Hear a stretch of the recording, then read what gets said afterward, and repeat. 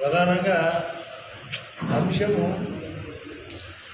2/5/25 అంటే మే 2వ తేదీ నాడు గౌరవ ప్రధానమంత్రి గారు అమరావతి పునఃప్రారంభం మరొకసారి ప్రారంభం. ఆ రోజు 2019 6 ఏళ్ల కిందటి స్టార్ట్ అయ్యి మధ్యలో విధ్వంసం వలన ఇంకా నేనైతే సింపుల్ భాషలో అమరావతికి అగ్గి పెట్టడం జగన్ రెడ్డి గారు అది కాదు. ఇది మళ్ళీ అందరికీ అనుకున్న ప్రాంతము 39,000 ఎకరాలతో పాటు గవర్నమెంట్ ల్యాండ్ కాకుండానే మరొక 44,000 ఎకరాలకు ప్లానింగ్లో భాగం. వీటిని దృష్టిలో పెట్టుకొని పునఃప్రారంభానికి ఇచ్చేసిన సందర్భంగా ఇక్కడ గౌరవ ముఖ్యమంత్రి గారి ఆలోచన ఇంత దూరం రాయలసీమ జిల్లాలకు ఆ స్థానిక జిల్లాల నుంచే రావాలి. అంటే గుంటూరు, ప్రకాశము, కృష్ణ, వెస్ట్ గోదావరి ఈ జిల్లాల నుంచి కార్యకర్తలు, నాయకులు, ఇంట్రెస్ట్గా ఉండే వాళ్ళను రమ్మని మాకు ఆదేశం ఇవ్వడం జరిగింది. దాన్ని దృష్టిలో పెట్టుకొని మీ ద్వారా మా కార్యకర్తలను, మా వాళ్ళు ఇంట్రెస్ట్గా ఉండి వాహనాలు ఉండి 2వ తేదీ ఉదయాన్నే బయలుదేరి 6 గంటలకు మళ్ళీ రాత్రి అక్కడ 6కి అయిపోతుంది కార్యక్రమం. మరొక 6 గంటలు ఇక్కడికి వస్తారు. అంటే 18 గంటలు పోవడానికి రావడానికి సన్నద్ధమైనటువంటి రమ్మని పిలవడానికి ఈ కార్యక్రమం. ఎందుకు మా వాళ్ళకు కూడా తెలియాలా, మీకు కూడా తెలియాలి. అమరావతి ఆంధ్రుల గౌరవప్రదమైన రాజధాని, అభివృద్ధి రాజధాని, కొత్త కోణం రాజధాని.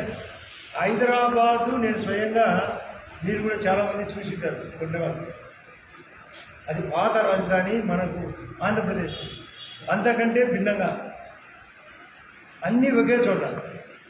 అంటే సెక్రటేరియట్, హైకోర్టు, అసెంబ్లీ, కౌన్సిలు మరియు వివిధ డిపార్ట్మెంట్ల ఆఫీసులు.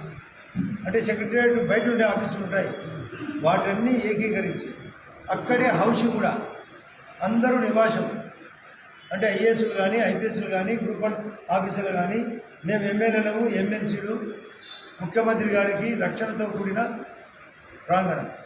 అందులో అక్కడే ఇన్స్టిట్యూషన్ కూడా, ఆరోగ్య కేంద్రాలు, టూరిజం, అంబేద్కర్ గారి విగ్రహం, బుద్ధుడి విగ్రహం, అన్ని వివిధ రకాల విగ్రహాలు. ఒకవైపు కృష్ణానది ఒడ్డున కాలువల ప్రవాహం, దాని పక్కన పార్కు, జిమ్ సెంటర్, అదే కాకుండా రింగ్ రోడ్డు, 220 కిలోమీటర్ల రింగ్ రోడ్డు కేంద్రం ఒప్పుకునేది. వెడల్పైన రోడ్డు, ఇప్పుడు హైదరాబాద్లో ఉండే అవుటర్ రింగ్ రోడ్డు కంటే పెద్దగా. అదే కాకుండా అమరావతి నుంచి మెట్రో టు విజయవాడ, అమరావతి నుంచి యాక్సిస్ రోడ్డు, అంటే అన్ని ప్రాంతాలను కలిపే యాక్సిస్ రోడ్డు. అది కాకుండా అమరావతి నుంచి విజయవాడ టు ఖమ్మం పోయే రూట్లో భాగంగా ఒక 45 కిలోమీటర్లు రైల్వే లైన్. ఇప్పుడు గుంటూరు డైరెక్ట్గా హైదరాబాద్కు ఒక మార్గము, గుంటూరు విజయవాడ ఒక మార్గము, గుంటూరు తెనాలి మద్రాసు మరొక మార్గంతో పాటు ఇది ఒక రైలు మార్గం.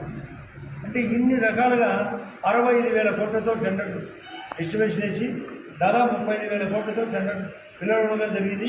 బ్యాలెన్స్ కూడా పిలవాలా. ఇది 3 ఏళ్ల కార్యక్రమం. అదే కాకుండా మోడీ గారు వచ్చినప్పుడు మరొక 44,000 ఎకరాలు సేకరణ చేసి అంతర్జాతీయ విమానాశ్రయంతో పాటు అనేక వసతులు, ఇది కూడా ఆయన అనుమతి కోసం, ఆయన యొక్క ఆర్థిక సపోర్ట్ కోసం ఈ యొక్క కార్యక్రమం. ఇంతేకాకుండా మాకు ముఖ్యమంత్రి గారు చెప్పిన మరొక మాట, మన అందరినీ ఎన్డీఏ నాయకులను కాన్ఫరెన్స్ తీసుకున్నాడు, ఆడియో కాన్ఫరెన్స్. ఒక మంచి సంగతి సూచన చెప్పినాడు. అసలు పేదవాళ్లకు ప్రతి ఊర్లో ఏం చేయాలా, మీ ఆలోచనలు అందరికీ, మన గవర్నమెంట్ ఆలోచనలు, కేంద్రం ఆలోచనలు అందరికీ పంచండి. అందులో భాగమే